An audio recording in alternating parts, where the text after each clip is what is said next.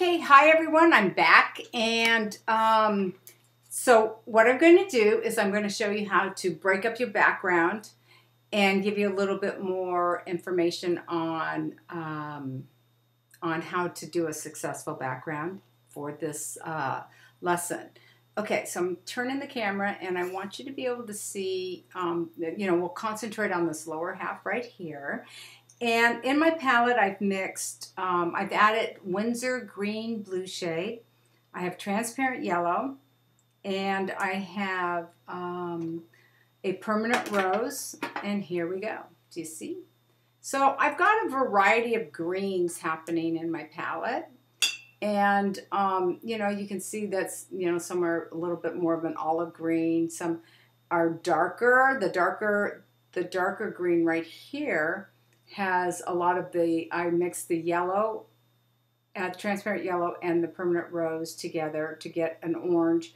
And then you can take some of the Winsor green and drop that in. Winsor green all by itself, Winsor green blue shade is like a phthalo green, and it's very bright. So you will need to mute this down just a little bit for the leaves. And in the background, so with that being said, so you are going to take a brush stroke and find some of the leaves, some of the shapes that you want to have, add in. And these leaves not only show the foreground, middle ground, and background, it's breaking up the background for you so you have a little bit more of a fighting chance to get in there and not have to have one big shape to have to work with. You have smaller shapes. Okay, so once you have all of your leaves painted in, and the leaves are very easy to paint. I'm going to demo one right now. And for instance, up here I have a couple crisscrosses. Let's say you want one smack in the middle. Boom, just like that. Do you see how the flat brush works? Easy. Okay, you go down, right down, take your brush. You can have it at an angle or on the, to create a flat. Turn it for a full. This is a 1/2 inch one stroke that I'm using, and you can just be done. Yeah, just like that. Now, if you want to go lighter, you can go lighter with your pigment. And, just go ahead and break up the shapes.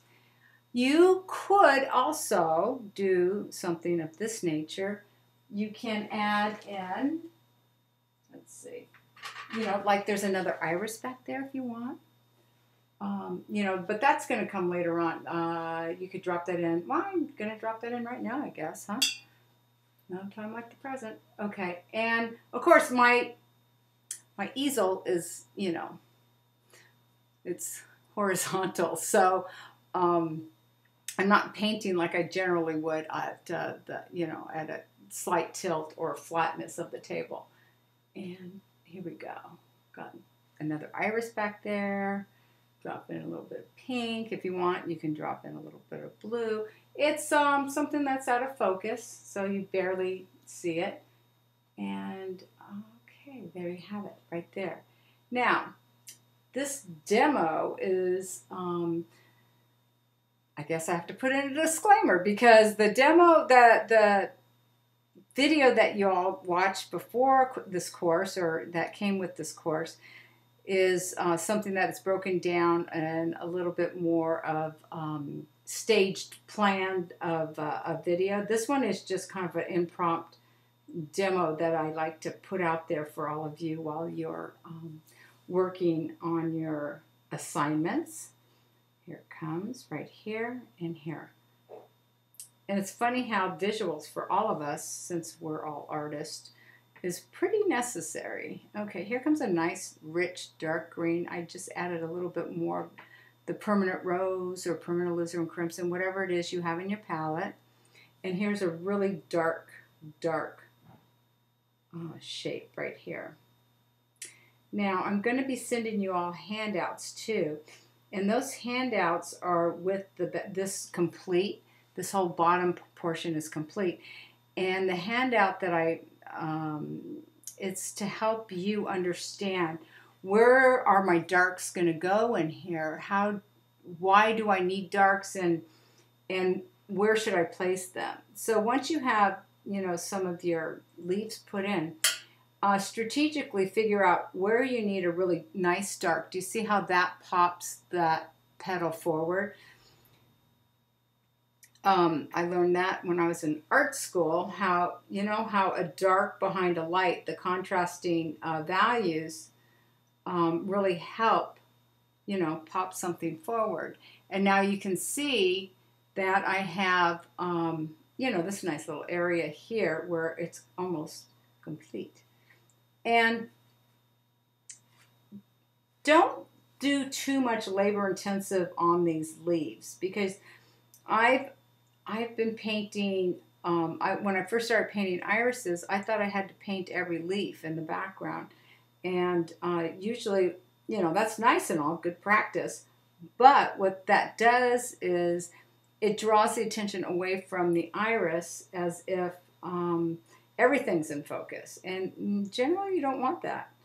And I think 100% of the time you don't want that, but rules are made to be broken. So, I'm sure there's a case where you should be having everything in focus, unless it's one big old detailed, blown up subject. Okay, do you see that? Now I've got my leaf, I got my background here and here. Okay, and I'm going to do a couple more. I don't want it to be too long, this video, because it's easier to post when it's a little shorter and I do it in parts. Okay, here you go. Another one right here, right there. Very nice. And again, down. Okay, and these are just shapes. Now this is wet on dry that I'm, the technique that I'm using right now, but you absolutely can use wet into wet. Now generally, do you see how this is all one value right here? I like having a variety of values within these shapes, these bigger, darker shapes, because what that does, it gives you that idea that there's even more going on in the background. And I can change that right around in here, and I will as soon as this is dry here. Meanwhile, while that's drying, I'm going to go ahead and just knock in a few more darks right here. Okay. And, I like that. I like that leaf. Some of these colors are the earth tones. It's the transparent yellow and the permanent rose mixed together, which gives you this nice golden tone. It depends on how much yellow and how much green you have within the mixture.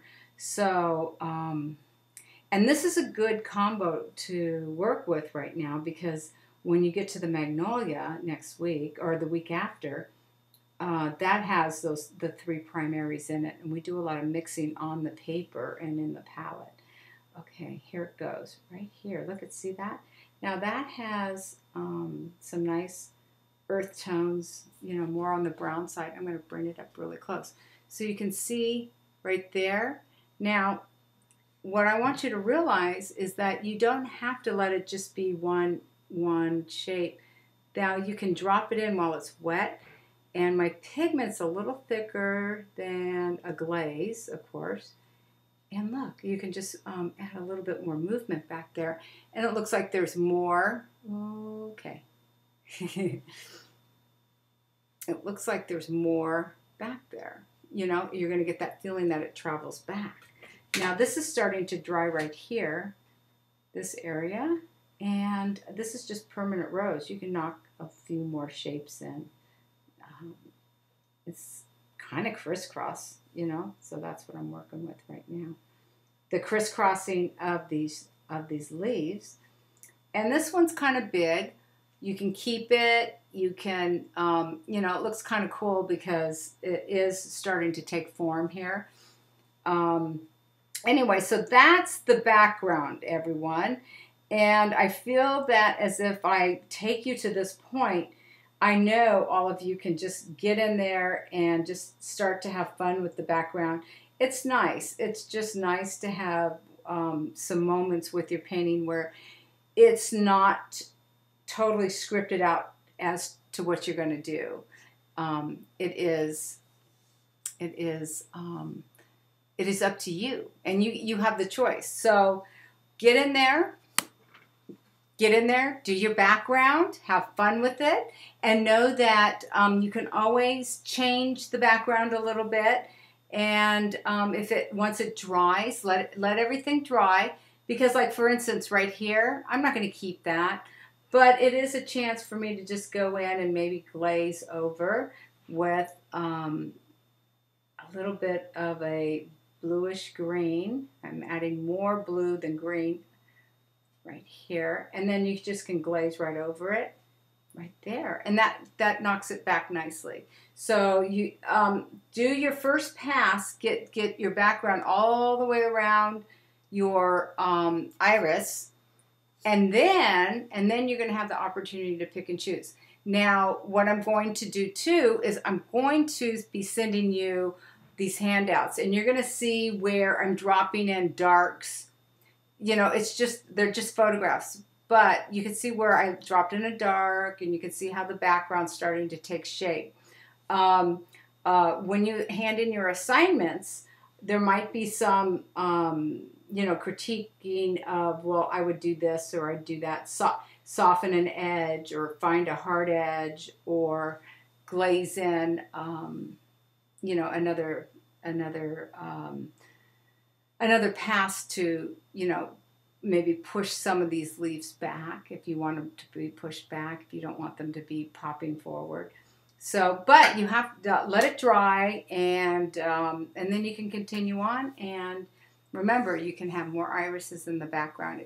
The choice is yours. It's your background. So good luck, and I hope to be hearing from all of you. Thank you.